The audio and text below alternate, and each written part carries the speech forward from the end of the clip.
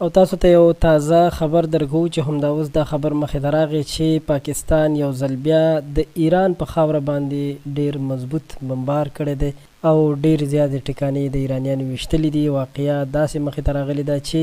ورځ دوه وړاندې د ایران کوم ډرون حملې چې وي هغه په بلوچستان کې شوې وي چې اوس د هغې په مقابله کې د پاکستان فوج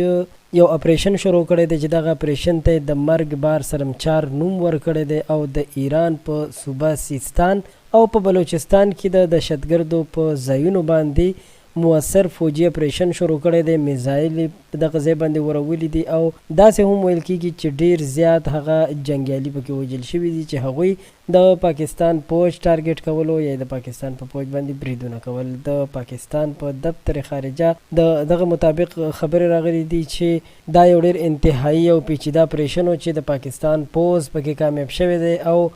دا هم ویلي دي چې د پاکستان پوج به د عوامو د تحفظ او سلامتۍ لپاره هر قسم قدم پورته کوي.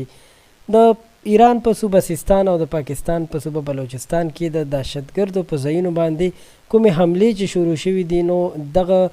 اپریشن ته د مرګ بار سرمچار نوم ورکړی دی. د دفتر خارجه په خبرو کې دا هم ویل شوي دي چې ایران په خپله دغه کړنه باندې ډېر زیات پښیمانه دی او ویلي دي چې زموږ مقصد دا نه و چې پاکستانیان وژنو بلکې د هغوی مقصد وایي چې زموږ دغه و چې موږ دهشتګرد یا کوم هغه جنګویالي چې دي چې هغه د ایران په خلاف دي د هغوی ویشتل یا د هغوی وژلې ټارګټ و. قدرمنو د دې خبر په باره کې به نور تفصیل هم تاسو سره وخت په وخت شریکو. یو جهان مننه چې ویډیو مو راسره تر اخره وکتله.